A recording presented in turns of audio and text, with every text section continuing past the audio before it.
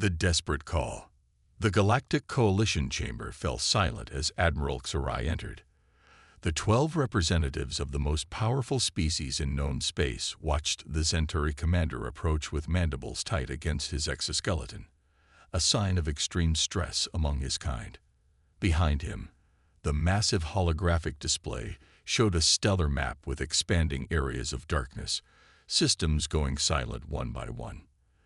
The entity has consumed the Thalaxian outpost, Xerai announced, his translator device struggling to maintain composure. 4 billion souls, gone in 16 hours.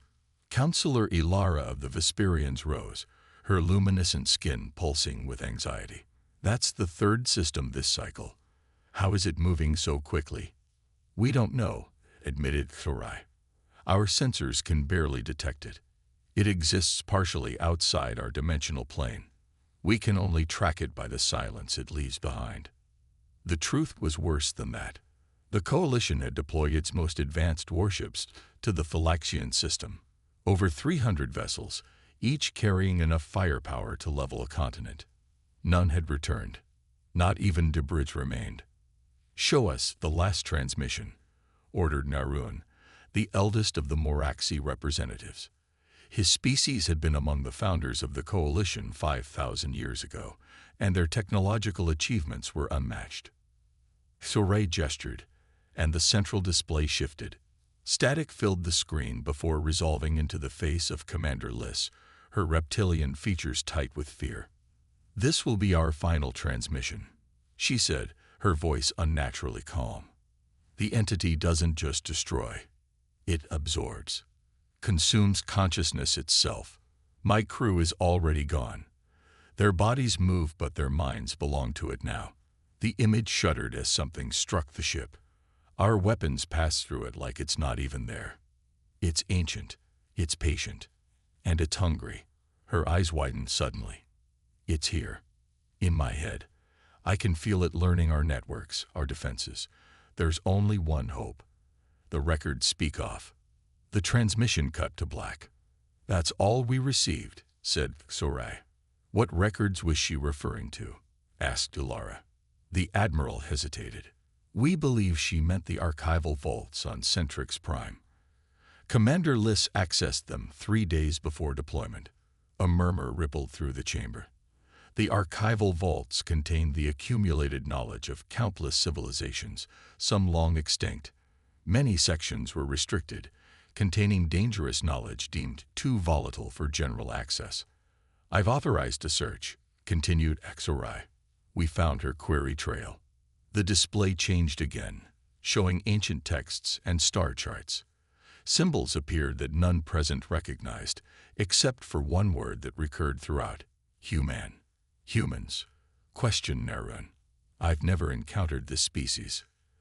"They're not in our records," replied Xerai. "At least, not in the accessible archives. But Commander Liss found references in the restricted sections. According to these fragments, humans were a primitive species from the Outer Rim. They achieved spaceflight shortly before encountering." He paused. "Encountering what?" pressed Ilara. "The same entity we face now." Silence fell across the chamber again, heavier than before. "These records are over 6,000 years old," continued Xerai. "They suggest that humanity encountered this entity when it first entered our galaxy. What happened next is unclear, but both the humans and the entity disappeared from all records afterward." 6,000 years, whispered Counselor Tavik of the Solari Confederation. "Could they have been fighting all this time? If so, they failed," said Narun bitterly. "The entity has returned, and there's no sign of these humans." But Admiral Xerai wasn't finished. "There's more. Commander Liss found coordinates. A system at the far edge of the galaxy, beyond our mapped space. The records suggest this is where humanity retreated."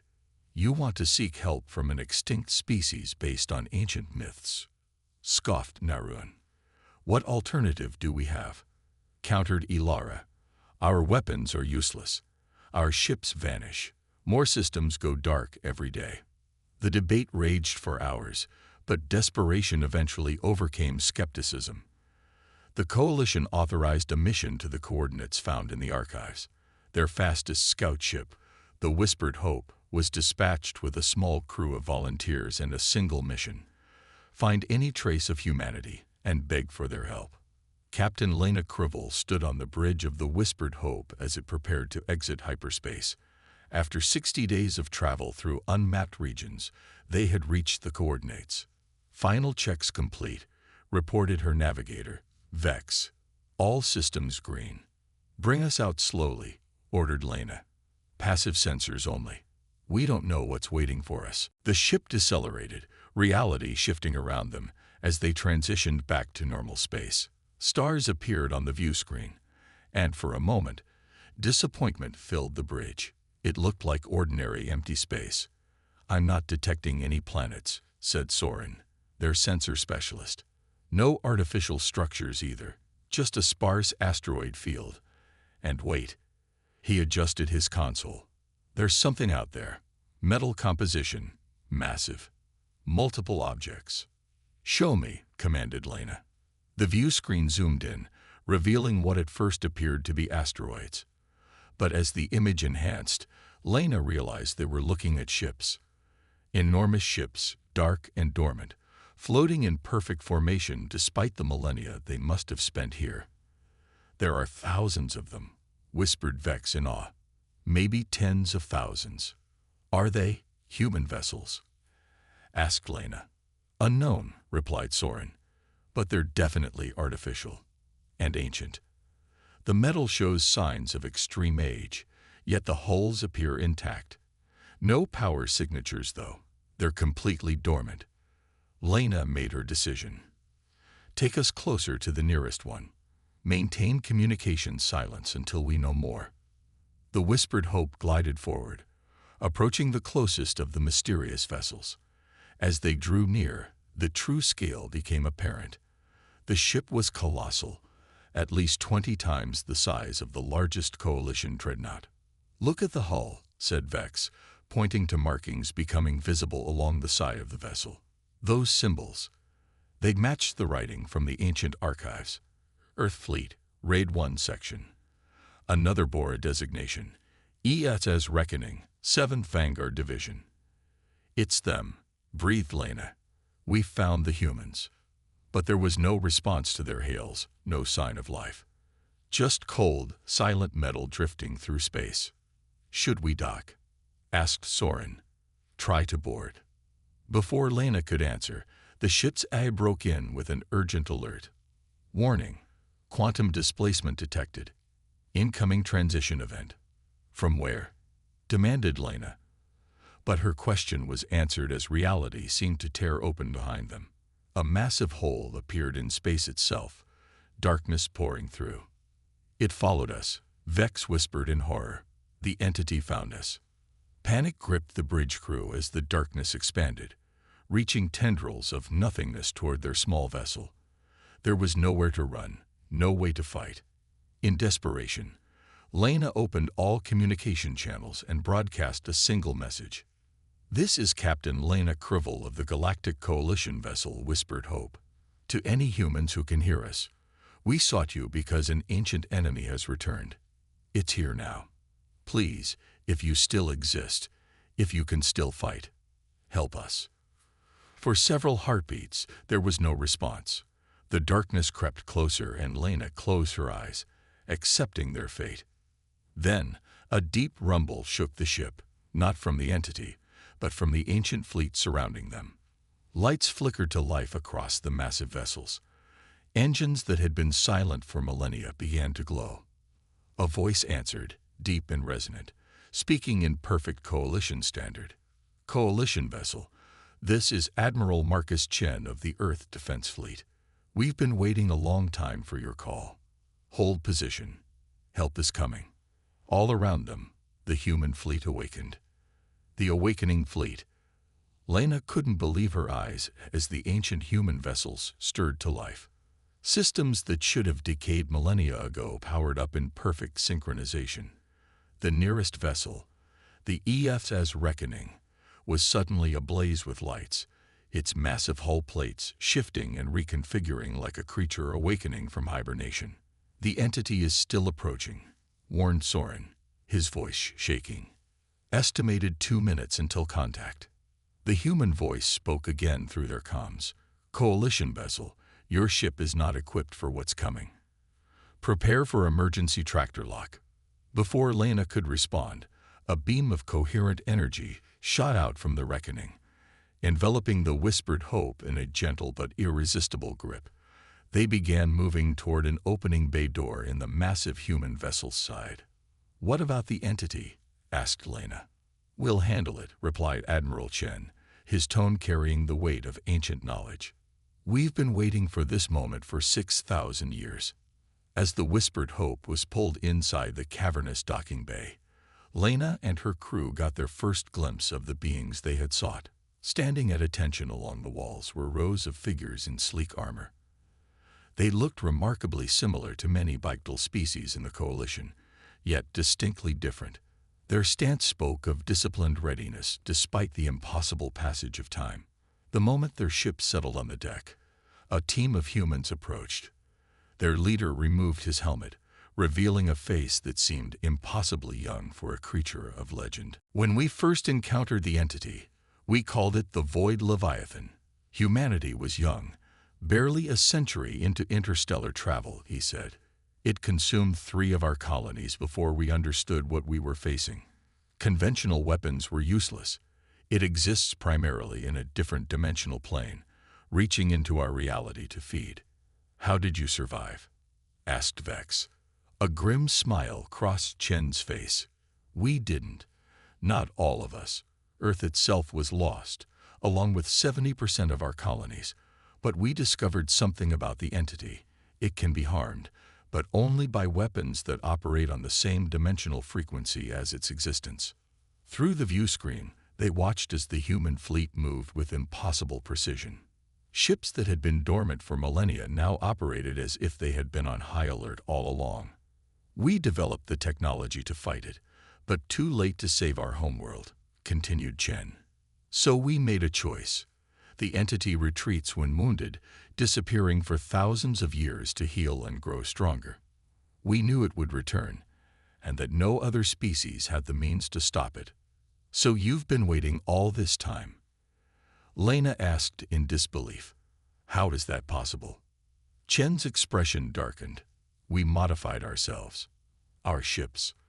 Our very existence. We entered a state beyond normal spacetime. A kind of dimensional stasis. Not quite alive, not quite dead. Waiting. Watching from beyond the veil." Outside, the void entity had fully emerged, a writhing darkness that defied description. But rather than flee or attack wildly, the human fleet executed a precise maneuver, surrounding the entity in a 3-dimensional lattice formation. "We've spent 6 millennia preparing for this moment," said Chen. "Perfecting our weapons, our tactics.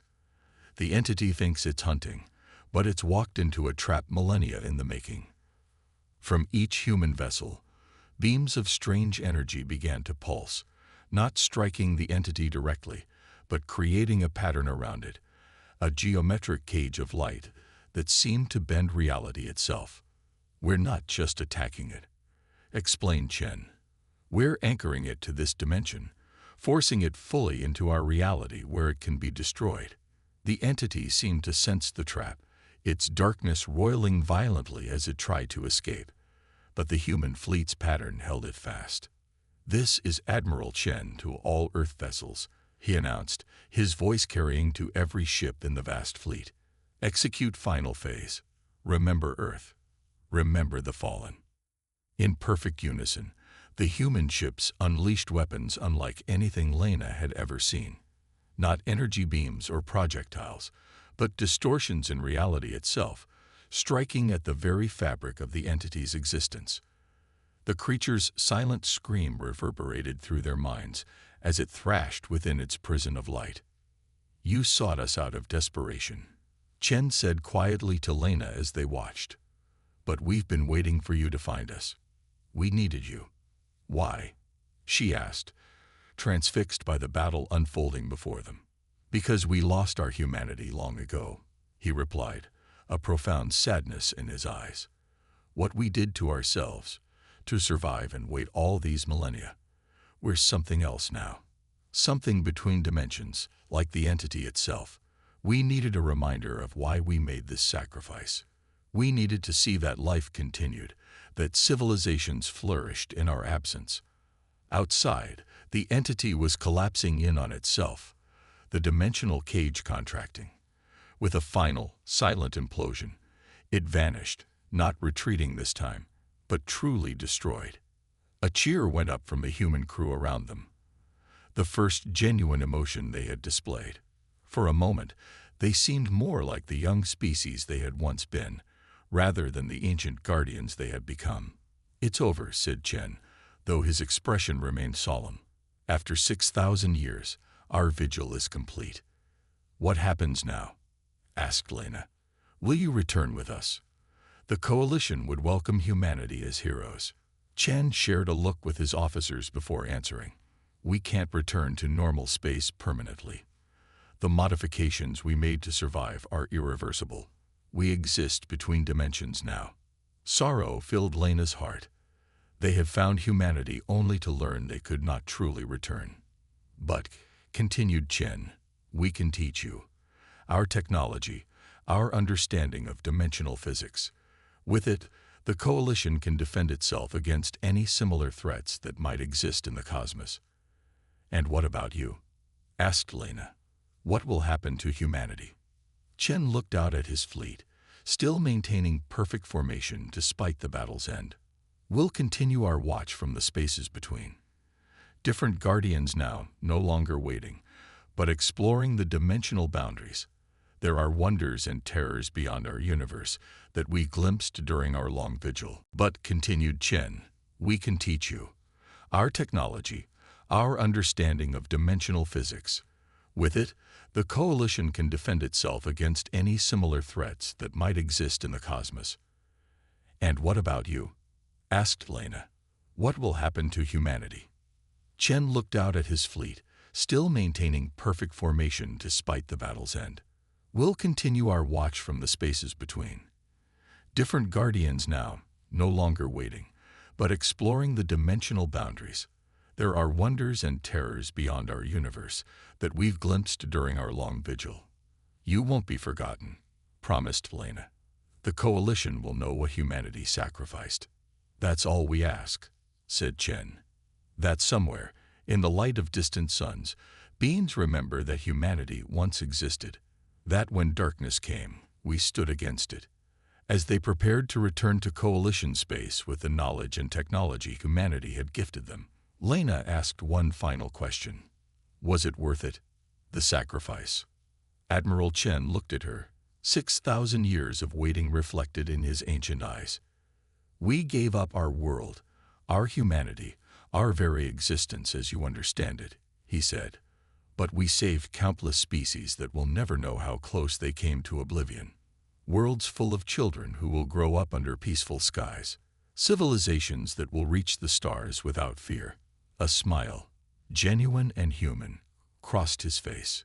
"Yes, Captain Crivel, it was worth it." As the whispered hope departed, carrying its precious cargo of knowledge back to the coalition, the human fleet began to shimmer and fade, not dying but ascending to their new existence beyond conventional reality. Their ancient vigil complete, humanity transcended into legend, guardians at the threshold between dimensions, protecting all life from threats beyond understanding. The last transmission from Admiral Chen echoed through the coalition ship's comms. "Remember us not as gods or monsters, but as humans. In our finest hour, we were simply people who refused to let the darkness win."